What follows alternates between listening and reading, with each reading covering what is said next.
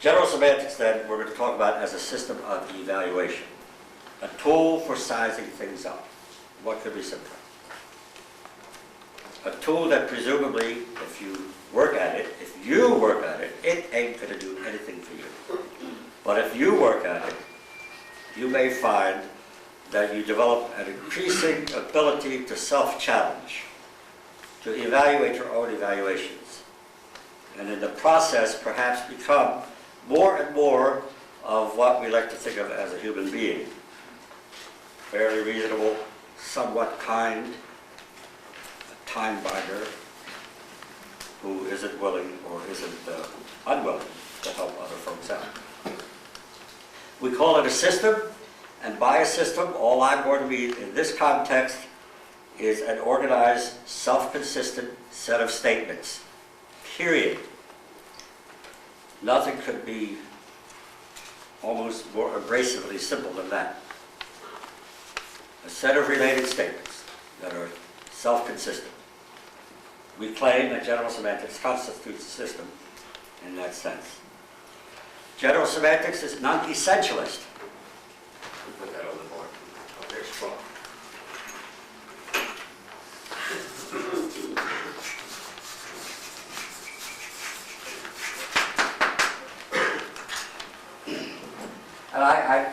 And again, I've learned to emphasize this after doing this, working with people for many years now, because sometimes it seems to me that people seem to develop the notion, and this is not hung high, so you're familiar.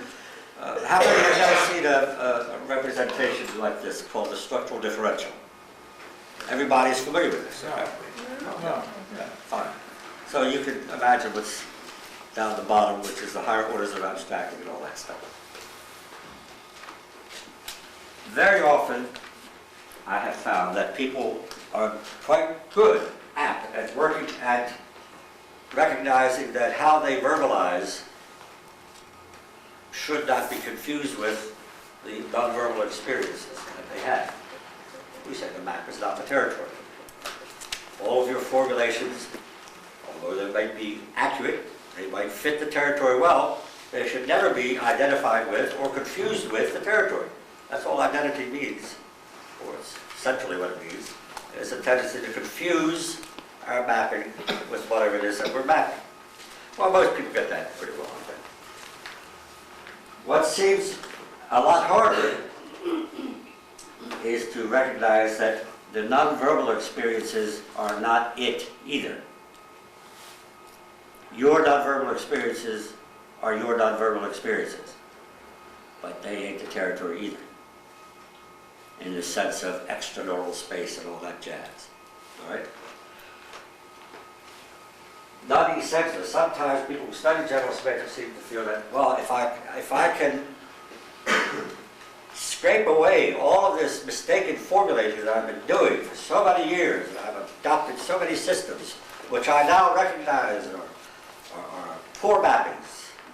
If I can do that, then I will be open to seeing it like it is. And it's been a source of some dismay to me. I have to admit that, quite frankly, that people who've studied for a long time, a discipline which says such outlandish things as whatever you say a thing is, it is not, seem to still keep coming up with this business of, oh yeah, I know my verbalizing is all, that can't be the experience. But if I'm quiet and remain open, then I will experience the naked it.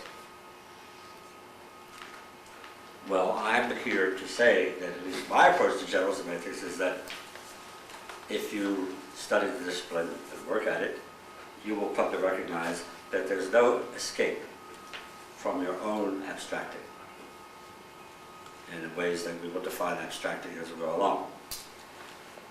As far as I know, you cannot leap out of yourself as an abstracting nervous system. It's a kind of imprisonment, but it makes for an exciting life, because recognizing that you are thus imprisoned, you can spend a lot of time trying to make contact with your fellow human beings, who are also abstracting more or less desperately, but who may also be looking for contact. Even if you recognize that the contact you experience is necessarily your own experience, that doesn't diminish the experience.